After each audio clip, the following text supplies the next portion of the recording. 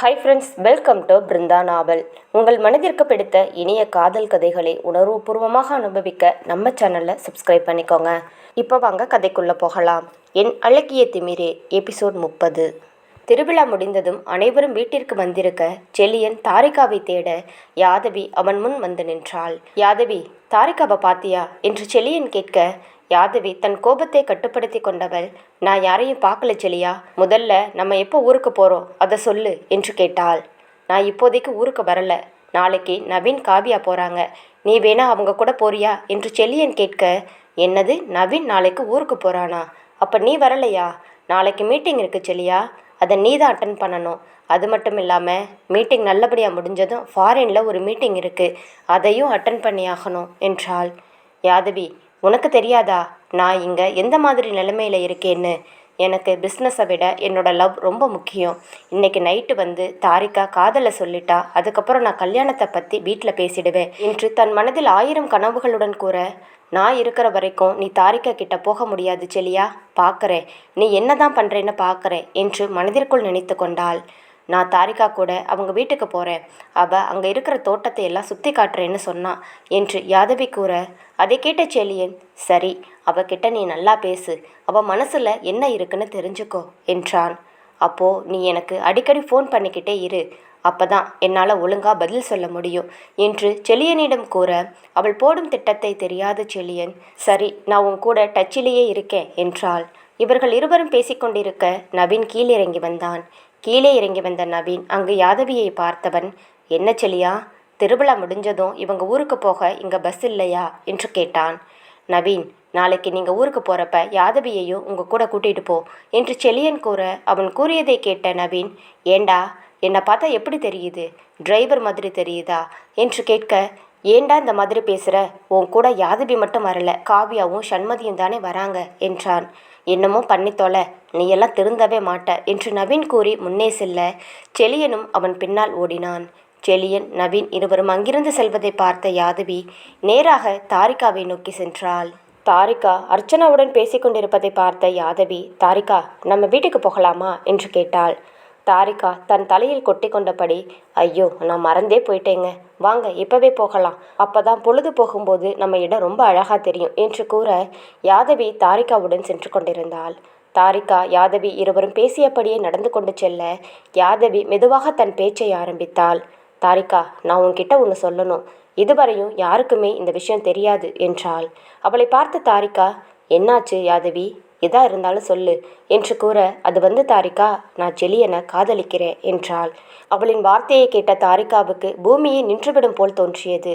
தாரிகா அமைதியாக அவள் முகத்தை பார்க்க, செலியனுக்கும் என்ன ரொம்ப பிடிக்கும், நீ தான் பார்த்துருக்கியே, என் கூடவே தான் இருப்பான், எனக்கு எதுனா ஒன்றுன்னா அவனுக்கு கரெக்டாக தெரியும் என்று அடுக்கிக் கொண்டே போக தாரிகாவுக்கு கண்களில் இருந்து ஏனோ கண்ணீர் வந்தது. யாதவிக்கு தெரியாமல் தன் கண்ணீரை துடைத்தவள் அமைதியாக யாதவி கூறுவதை கேட்டுக்கொண்டே நடந்து வந்தாள். அவள் கூறிய அனைத்தையும் கேட்டுக்கொண்டே வர தாரிகா, அது இல்லை மாமா உங்களை நல்ல ஃப்ரெண்டுன்னு தானே சொன்னாங்களே என்றாள். இப்போ கூட அவன் ரொம்ப நல்ல ஃப்ரெண்டு தான் தாரிகா, ஆனால் நல்ல லைஃப் பார்ட்னர் கூட. நீ வேணா பாரேன், இன்னும் கொஞ்சம் நேரத்தில் ஃபோன் பண்ணி எங்கே இருக்க என்ன பண்ணுற எல்லாத்தையும் கேட்பான் என்று கூறி வாயை மூடுவதற்குள் செலியன் யாதவிக்கு ஃபோன் செய்தான். யாதவி தன் கையில் இருந்த ஃபோனை ஆன் செய்தவள் அதை லவுட் ஸ்பீக்கரில் போட்டாள். ஃபோன் ஆன் செய்ததும் செலியன் ஏதோ கேட்க வர சட்டென்று அவன் வாயடைத்த யாதவி, செலியா என்ன பண்ணிட்டு இருக்க, இப்போ எதுக்கு ஃபோன் பண்ணின என்று கோபமாக கேட்டாள். செலியன் புன்னகையுடன், என்னாச்சு, எங்கே இருக்க, என்ன பண்ணிட்டு இருக்க என்று கேட்க, நான் என்ன பண்ணுறேன்னு தான் உனக்கு நல்லாவே தெரியுமே, என்னை பற்றி உனக்கு தெரியாமல் வேற யாருக்கு தெரியும் என்றாள். ஆமாம், உன்னை பற்றி எனக்கு தான் நல்லா தெரியும், இப்போது நீ தாரிகா கூட போயிட்டு இருக்க சரியா என்று கூற யாதவியும் புன்னகையுடன் ஆமாண்டா என்றாள். செலியா, நான் கேட்குறதுக்கு கரெக்டாக பதில் சொல்லணும், உனக்கு என்னை விட பெஸ்ட் ஃப்ரெண்ட் இருக்காங்களா என்று யாதவி கேட்க, உன்னை விட எனக்கு யாருமே இல்லடி என்றான். அப்போது என்னை விட உன்னை யாருன்னா புரிஞ்சுக்க முடியுமா என்று யாதவி மீண்டும் கேட்க, சான்ஸே இல்லை, இந்த வேர்ல்டுலேயும் ஃபஸ்ட்டு நீ தான் என்றான். இதை கேட்ட யாதவியின் மனதுக்குள் சந்தோஷம் தாங்கிக் கொள்ள முடியவில்லை. யாதவி இந்த கேள்வியை அடிக்கடி செலியனிடம் கேட்கும் கேள்விதான். ஆனால் இப்பொழுது சரியான நேரம் பார்த்து அதை கேட்க அவளின் சூழ்ச்சி தெரியாத செலியனும் எப்பொழுதும் கூறும் பதிலையே இப்பொழுதும் கூறினான். ஓகே செல்லம், நான் உனக்கு அப்புறமா ஃபோன் பண்ணுறேன், ஓகேவா? எல்லாம் குட் நியூஸாக தான் இருக்கும் என்று கூறி யாதவி ஃபோனை வைக்க செலியன் மனதுக்குள் உற்சாகம் தாங்கிக் கொள்ள முடியவில்லை. யாதவி எப்படியோ பேசி தன் காதலை தாரிகாவுக்கு புரிய வைத்திருப்பாள் என்று நம்பிக்கொண்டிருந்தான். செலியனும் யாதவியும் இருவரும் பேசியதையும் கேட்டுக்கொண்டே வந்த தாரிகாவுக்கு உயிரே போவது போல் வலித்தது. யாதவியிடம் இப்படி இருப்பவர் எதற்கு தன்னிடம் அந்த காதலை சொல்ல வேண்டும் என்று யோசித்து கொண்டிருந்தாள். தாரிகா, நீ எனக்கு ஒரு ஹெல்ப் பண்ணணும். செலியனோட அப்பா அம்மாவுக்கு இந்த ஊரிலேயே பொண்ணு பார்க்கணும்னு ஆசை. செலியனால் அவங்க பேரண்ட்ஸுக்கு எதிராக பேச முடியாது. அவங்க அப்பா அம்மா சொல்கிற பேச்சை கேட்டு எதனா ஒரு பொண்ணை கல்யாணம் பண்ணிக்க ஒத்துப்பான்னு ரொம்ப பயமாக இருக்குது. நீ தான் அவங்க பேரண்ட்ஸ் கிட்ட எப்படியாவது பேசி எங்கள் லவ்வுக்கு ஓகே சொல்ல வைக்கணும் என்றாள். கலங்கிய கண்களுடன் சேரி என்று தலையசைத்தாள். தாரிகாவும் ஏதும் பேசாமல் கல்லாக இருக்க, ஐயோ போதும், இதுக்கு மேலே என்னால் நடக்க முடியாது. நான் செலியனை வர சொல்கிறேன், நான் வீட்டுக்கு போகிறேன் என்றாள் யாதவி. செலியனுக்கு ஃபோன் செய்தவள் அதை அட்டன் செய்தவன், தாரிகா என்ன சொன்னா என்று கேட்க, நீ நேரில் வா செலியா, அப்போ சொல்கிறேன், இப்போ என்ன இங்கேருந்து கூட்டிகிட்டு போ என்று கூறி அந்த இடத்தையும் சொல்ல அடுத்த 5 நிமிடத்தில் செலியன் அங்கு வந்து சேர்ந்தான். செலியன் பைக்குடன் வந்து நிற்க யாதவி புன்னகை முகத்துடன் அவனை நோக்கி செல்ல, ஆனால் செலியனின் விழிகள் அவளை தாண்டி பின்னால் நின்று கொண்டிருந்த தாரிகாவையே பார்த்தது. தாரிகா நிமிர்ந்து கூட பார்க்காமல் அமைதியாக இருக்க செலியன், தாரிகா நீ எப்படி வீட்டுக்கு போக போற என்று கேட்டான். அவன் முகம் பாராது, நான் தனியாகவே போயிடுவேன் மாமா, இதெல்லாம் எனக்கு பழக்கம்தான் என்று கூறி நடக்கத் தொடங்கினாள்.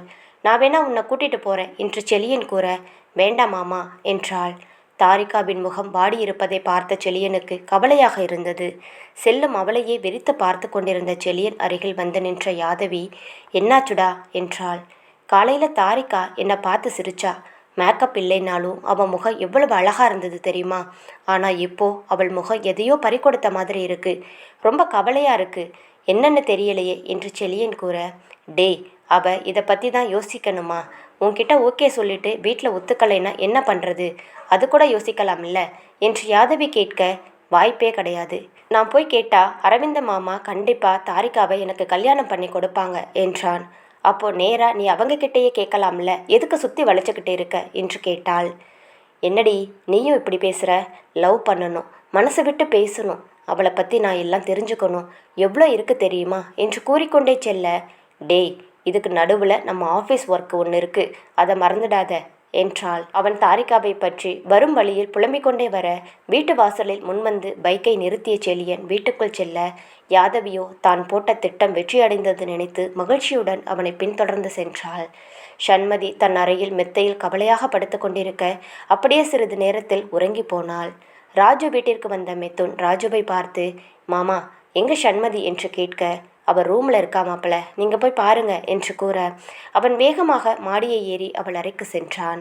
கவலை தோய்ந்த முகத்துடன் மெத்தையில் படுத்து உறங்க அவளை பார்த்தவன் ஒரு நிமிடம் யோசிச்சு, இப்போ அவகிட்ட எதுவும் பேச வேண்டாம், எல்லாம் கூடி சீக்கிரத்தில் சரியாயிடும் என்று மனதில் நினைத்தவன் அவளிடம் பேசாமல் கீழே இறங்கி வந்தான். மிதுனை பார்த்த ராஜு, என்ன மாப்பிள்ள சண்மதியை பார்க்கலையா நீங்க என்று கேட்க, மாமா அவள் தூங்கிட்டு இருக்கா, டிஸ்டர்ப் பண்ண வேண்டாம், அதனால் நான் வந்துட்டேன், நான் அப்புறமா பார்த்துக்கிறேன். சரி மாமா, வீட்டில் நிறைய வேலை இருக்குது, நான் வீட்டுக்கு கிளம்புறேன் என்று கூறிவிட்டு தன் வீட்டிற்கு கிளம்பினான். யாதவி கூறியது கேட்டு வீட்டிற்கு வந்த தாரிகா தன் அறைக்கு வந்தவள் தரையில் மண்டியிட்டு அழுது கரைந்தாள். அவள் மனம் ஒருபுறம் செலியன் அப்படிப்பட்டவன் இல்லை என்று கூறினாலும் மறுபுறம் யாதவியின் பேச்சையும் நம்பாமல் இருக்க முடியவில்லை. தன் எதிரே செலியன் அவளுக்கு கால் செய்ததும் அவளிடம் பேசியதை அனைத்தையும் தன் மனதில் மீண்டும் மீண்டும் ஓட்டி பார்த்தவள் என்ன செய்வது என்று தெரியாமல் அழுது கொண்டே இருந்தாள். நேரம் செல்ல அவள் மனதில் இருந்த பாரங்கள் அனைத்தும் அழுகையால் கரைந்தது. மெல்ல எழுந்து தன் கண்களை துடைத்தவள் பாத்ரூமுக்குள் சென்று முகத்தை தண்ணீர் கொண்டு கழுவினாள். யாருக்கும் இந்த விஷயம் தெரியக்கூடாது என்று தனக்குத்தானே பேசிக்கொண்டவள் ஒரு பெருமூச்சு எடுத்துவிட்டு நேராக மெத்தையில் சென்று கண்களை மூடி படுத்து உறங்கினாள்.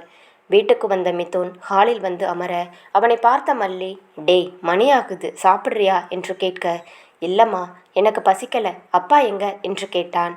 அப்பா வயல்ல வேலை செய்கிறாரு என்று கூற, சரிம்மா நான் அவர் கூட வேலை பார்க்கறேன் என்று கூறியவன் வீட்டிலிருந்து வயலை நோக்கி சென்றான். அவன் செல்வதை பார்த்த மல்லி, என்ன இந்த பிள்ளைங்க சாப்பிட்றதுக்கு கூட கஷ்டப்படுதுங்க என்று கூறியவள் நேராக தாரிகாவின் அறையை தட்ட தாரிகாவின் கதவு திறந்தது. அறைக்குள் வந்தவள் அவள் மெத்தையில் படுத்து உறங்கி கொண்டிருப்பதை பார்த்தவள், என்ன புள்ள சாப்பிடாம தூங்கிடுச்சு, ஒருவேளை காலையில் சீக்கிரமாக எழுந்திருச்சிருச்சுல்ல, அதனால் இருக்கும், சரி தூங்கட்டும், நம்ம எதுவும் தொல்லை பண்ண வேண்டாம் என்று கூறியவர் அரைக்கதவை சாற்றிவிட்டு வெளியில் சென்றார். ராஜுவின் வீட்டில் அனைவரும் அமர்ந்து பேசிக்கொண்டிருக்க சண்மதி ராஜு கிட்ட, அப்பா நானும் அண்ணா கூட நாளைக்கு ஊருக்கு போகிறேன் என்றாள். என்ன சண்மதி சொல்கிற, நீ எதுக்கு ஊருக்கு போகிற என்று ராஜு கேட்க, அப்பா எனக்கு அங்கே கொஞ்சம் வேலை இருக்குது, மாஸ்டர் டிகிரி ஃபாரினில் போய் பண்ணலாம்னு ஒரு ஐடியாவில் இருக்கேன், அதனால் கொஞ்சம் எக்ஸாமுக்கு எல்லாம் படிக்கணும் என்றாள். என்ன சண்மதி திடீர்னு சொல்கிற, இந்த மாதிரி ஒரு முடிவு பண்ணியிருக்கேன்னு நீ என்கிட்டையோ அப்பா கிட்டையோ ஒரு வார்த்தை கூட சொல்லவே இல்லையே என்று வசந்தி கேட்டாள். அவள் அமைதியாக தலை குனிந்தபடி அமர்ந்திருக்க ராஜு, வசந்தி அவள் முடிவெடுத்துட்டா, அவள் விருப்பப்படியே நடக்கட்டும் என்றார். அதற்கு மேல் ஏதும் பேசாமல் அமைதியாக சாப்பிட்டு முடித்தனர். சாப்பிட்டு முடித்த நவீன், செழியன், யாதவி மூவரும் அறைக்கு வந்தவர்கள் நாளைக்கு நடைபெறவுள்ள மீட்டிங்க்கு தேவையான அனைத்தையும் சரிபார்த்து கொண்டிருந்தனர். நேரம் செல்வது கூட தெரியாமல் மூவரும் தங்கள் வேலையில் மூழ்கியிருக்க செழியன் எதேர்ச்சியாக தன் கையில் உள்ள கடிகாரத்தை பார்த்தான்.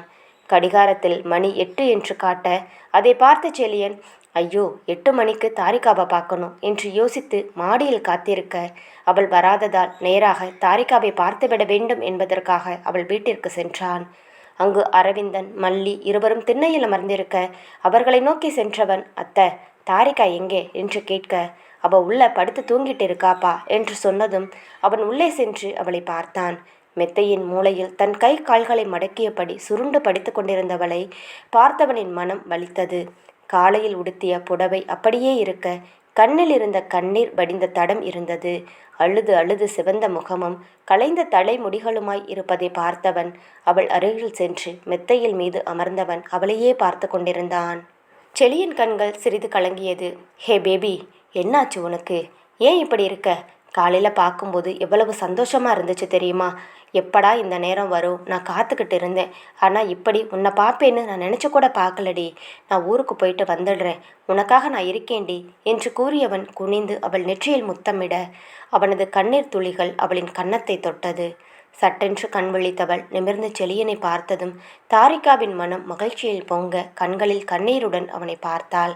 நொடிக்கு ஒரு முறை அவனையே பார்த்து கொண்டிருக்க செழியன் தாரிகா என்று அழைக்க அவளின் கண்களிலோ ஏதோ சொல்ல முடியாத தவிப்பு. அவனிடம் அனைத்தையும் பேசிவிட வேண்டும் என்று எண்ணி அவள் அமைதியாக இருக்க செழியன் அவள் கண்களை உற்று பார்த்தவன், என்கிட்ட நீ எதனா சொல்லணுமா என்று கேட்க தாரிகாவின் தலை தானாக ஆமாம் என்று தலையசைத்தது. நீங்கள் ஏன் மாமா இந்த மாதிரி பண்ணீங்க என்று தாரிகா கேட்க, நீ ஏன் இந்த மாதிரி பண்ண தாரிகா? உனக்காக நான் காத்திருப்பேன்னு உனக்கு புரியலையா? நீ வருவன்னு எவ்வளவு நேரம் உனக்காக வெயிட் பண்ண தெரியுமா என்று கேட்டான். அவன் கேட்ட கேள்வியில் தாரிகாவின் உடல்கள் தானாக நடுங்க தொடங்கியது. என்ன சொல்கிறீங்க மாமா, நீங்கள் எனக்காக காத்திருந்தீங்களா என்று கேட்க அதை கேட்டு முறைத்த செழியன், என்ன தாரிகா உனக்கு தெரியாதா? நான் உன்கிட்ட என்ன சொல்லிட்டு போனேன், உனக்கு தெரியாது என்று கூற, மாமா நீங்கள் அந்த யாதவியை கல்யாணம் பண்ணிக்க போகிறேன்னு சொன்னீங்க என்றாள். அதை கேட்ட செழியன் குழப்பமாக, வாட், யாதவியை நான் கல்யாணம் பண்ணிக்க போகிறேனா அப்படின்னு உன்கிட்ட யார் சொன்னா என்று கேட்க, மாமா யாதவி தான் என்கிட்ட சொன்னாங்க, நீங்கள் அவளை கல்யாணம் பண்ணிக்க போகிறதா. அது மட்டும் இல்லை, அவங்க உங்களுக்கு ஃபோன் பண்ணி பேசினாங்க என்று கூறி இன்று நடந்த அனைத்தையும் கூற அதை கேட்ட செழியனுக்கு மேலும் கோபமானது. யாதவியை நினைத்து கடும் கோபத்தில் இருந்தான் செழியன். தாரிகா, யார் என்ன சொன்னாலும் நீ நம்பிடுவியா? அவள் உன்கிட்ட நான் லவ்வை சொன்னதை பற்றி தான் கேட்டா, அது உனக்கு தெரியுமா என்று கூற தாரிகாவுக்கு அதிர்ச்சியாக இருந்தது. மாமா அவங்க என்கிட்ட உங்களை காதலிக்கிறதா சொன்னாங்க, நீங்களும் அவங்கள காதலிக்கிறதா சொன்னாங்க, 2 பேரும் கல்யாணம் பண்ணிக்க போகிறதாவும் சொன்னாங்க என்றாள். அதை கேட்ட செழியன், அவளை காதலிச்சா நான் ஏண்டி உன்கிட்ட வந்து காதலை சொல்ல போகிறேன் என்று அந்த வீடு அதிரும்படி கத்தினான். தாரிகாவிற்கு பூமியே நின்றுவிடும் போல இருந்தது. தாரிகாவின் கண்களில் கண்ணீர் பொங்க நெஞ்சு இறுக அவளை பார்த்து கோபமடைந்த செழியன் அவளின் தாடியை பற்றி தன்னை பார்க்க செய்தவன், சொல்லுடி, அவளை காதலிச்சா நான் ஏன் உன்கிட்ட வந்து என் காதலை சொல்லணும் என்று கேட்டான். தாரிகா அமைதியாக இருப்பதை பார்த்த செழியன், இதை வச்சு தான் என்னை பார்க்க நீ வரலையா? அப்போது உன்னை பொறுத்தவரை செழியன் ஒரு பொம்பளை பொறுக்கி இல்லை, எவளை பார்த்தாலும் காதலிக்கிறான், கல்யாணம் பண்ணிக்கிறேன்னு சொல்லிட்டு அலையிறவன் அப்படித்தானே என்று கூற, ஏமாமா இந்த மாதிரி எல்லாம் பேசுகிறீங்க, அப்படியெல்லாம் நான் ஒன்றும் நினைக்கல என்றாள் தாரிகா. அவள் தாடையிலிருந்து கையெடுத்தவன், அப்போ நீ என் மேலே வச்சிருக்க நம்பிக்கை அவ்வளவுதானா என்று கோபமும் வேதனையும் நிறைந்த குரலில் கேட்க தாரிகாவுக்கு தான் செய்த தவறு அப்போதுதான் புரிந்தது. நம்ம 2 பேரும் சின்னதுலேருந்து பழக்கம், என்னை பற்றி நீ புரிஞ்சுக்கிட்டது அவ்வளவுதான் இல்லை என்று கேட்க தாரிகாவுக்கு மேலும் அழுகை அதிகமாக, மாமா தயவு செஞ்சு இந்த மாதிரி பேசாதீங்க, உங்களை எனக்கு ரொம்ப பிடிக்கும் என்றாள். போடி என்றவன் ஜன்னல் புறமாக திரும்பி நிற்க அவள் பின்னிருந்து அவனை அணைத்தவள் ஐ லவ் யூ மாமா என்று சட்டென்று கூற அதில் அவன் கோபம் குறைந்து அவளை திரும்பி கட்டிக்கொண்டான். அவன் மனதில் எல்லையில்லா மகிழ்ச்சி பொங்க அதை மறுபடியும் மறுபடியும் கேட்டு சந்தோஷத்தில் மூழ்கினான். இவர்கள் பேசிக்கொண்ட அனைத்தையும் மிதுன், அரவிந்தன், மல்லி அனைவரும் கேட்க அவர்களுக்கு அதிர்ச்சியாக இருந்தது. மிதுன் செலியனிடம் வர தாரிகா மிதுனை அழுகையுடன் கட்டிக்கொண்டாள். அந்நேரம் அரவிந்தனை பார்த்த செலியன், மாமா என்னை மன்னிச்சிடுங்க, நான் தாரிகாவை லவ் பண்ணுறேன், எங்களுக்கு நீங்கள் தான் கல்யாணம் பண்ணி வைக்கணும் என்று கூறியதும் அவர்களுக்கும் மகிழ்ச்சி தாங்கிக் கொள்ள முடியவில்லை. மல்லி செலியனை பார்த்து, செலியா, உன்னை தாரிகா கல்யாணம் பண்ண கொடுத்து வச்சிருக்கணும். உன்ன மாதிரி ஒரு பையன் எங்கே தேடினாலும் தாரிகாவுக்கு கிடைக்காது. நீ அவளை நல்லா பார்த்துப்ப அப்படிங்கிற நம்பிக்கை எங்களுக்கு நிறைய இருக்குது. நீங்கள் 2 பேரும் சந்தோஷமாக வாழணும் என்று மல்லி கூறினாள். அரவிந்தனும், ஆமா செலியா, மல்லி சொல்கிறதே உண்மைதான். உன்ன மாதிரி ஒரு நல்ல பையனை நாங்கள் எங்கே போய் தேடுவோம்? உங்கள் 2 பேருக்கும் கல்யாணம் பண்ணி வைக்க வேண்டியது எங்களோட பொறுப்பு. நான் ராஜு கிட்ட பேசுகிறேன் என்று கூறவும், தேங்க்ஸ் மாமா என்று ராஜுவை கட்டிக்கொண்டான் செலியன்.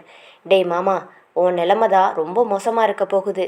என் தங்கச்சியை நீ கல்யாணம் பண்ணிக்க போறியே, உன்னை என்னென்ன பாடுபடுத்த போறாளோ என்று கூறி மிதுன் கிண்டல் அடிக்க அவனை பார்த்த தாரிகா, உன்னை கொன்னுடு வேண்டா என்று தன் ஒற்றை விரலை காட்டி செய்கை செய்தாள்.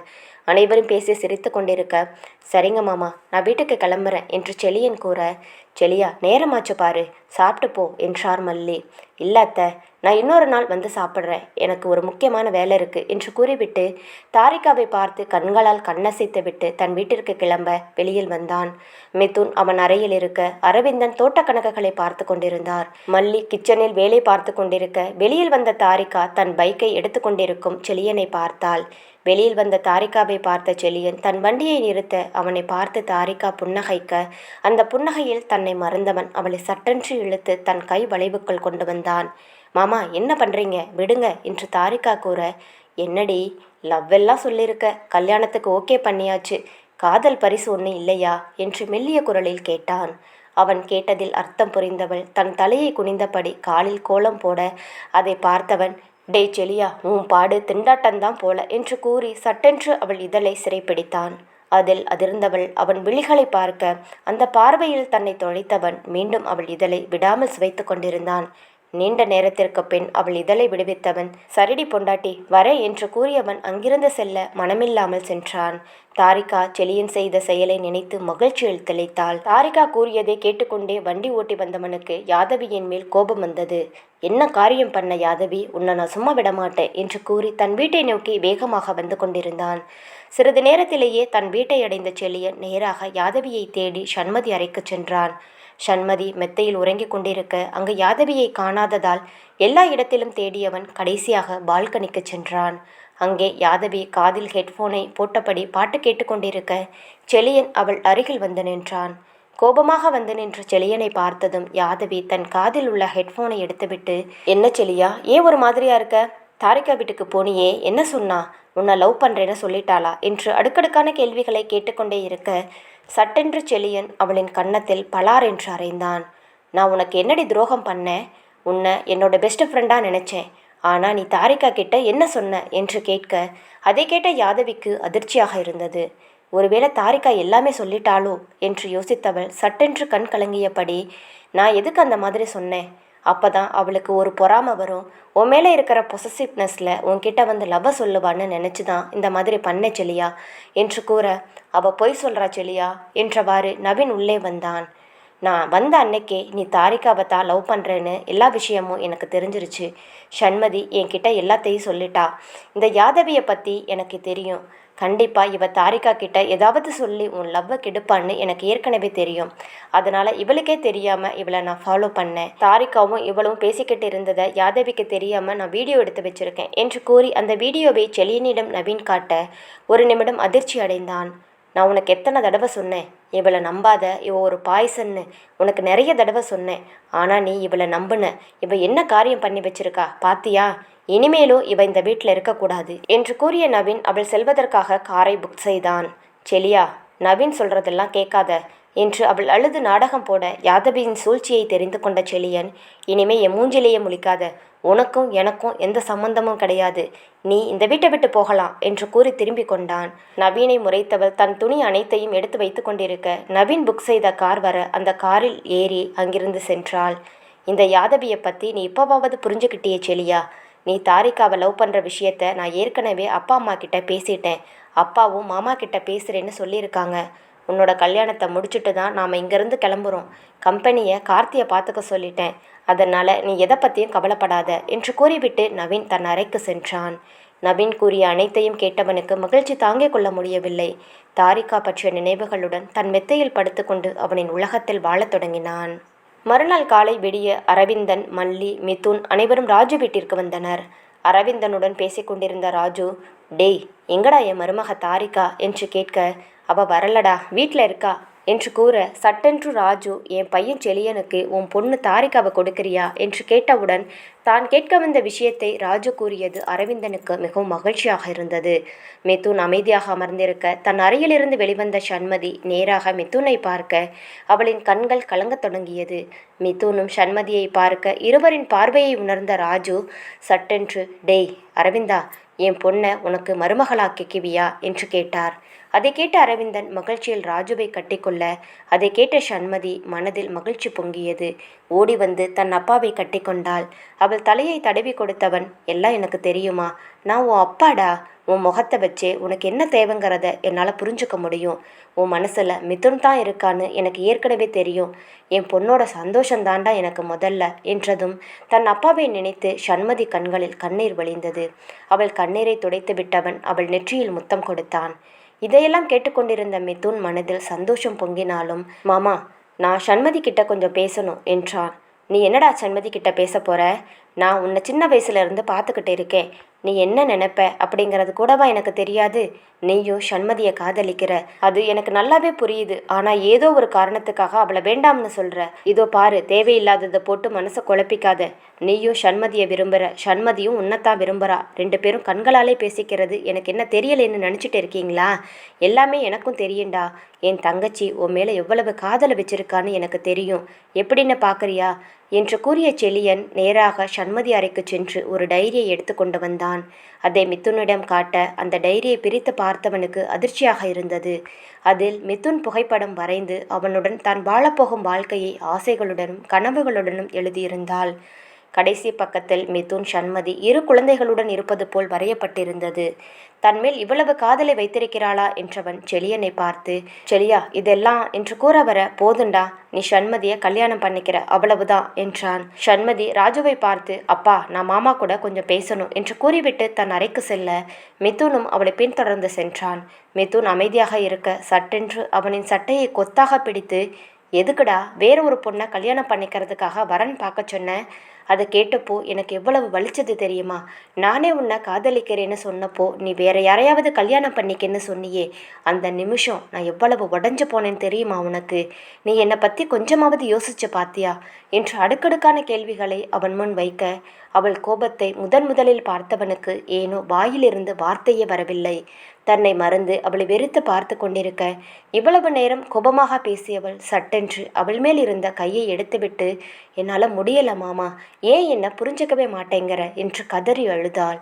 அவள் அழுவதை பார்த்தவனுக்கு அப்போதுதான் அவள் மனதளவில் எவ்வளவு பாதிக்கப்பட்டிருக்கிறாள் என்பது தெரிய கண்களும் கலங்கியவள் கன்னங்களை தன் கைகளால் ஏந்தியபடி, என்னை மன்னிச்சுடு அம்மு, இவ்வளவு பாதிச்சிருப்பேன்னு நினைக்கவே இல்லை, என்னை மன்னிச்சுடு என்று கூற தன் கன்னத்திலிருந்து கைகளை தட்டிவிட்டவள் நகர்ந்து போக பார்க்க சட்டென்று அவள் கையை பிடித்தவன் அவளை இழுத்து அணைத்து, சாரி அம்மு, என்னை மன்னிச்சுடுடி என்று மீண்டும் மீண்டும் கூறியவன் நெற்றியில் முத்தமிட்டான். அடுத்த நொடியே ஐ லவ் யூ அம்மு என்று கூறி அவள் இதழில் காதலின் பரிசாக இதழ் முத்தத்தை கொடுத்தான்.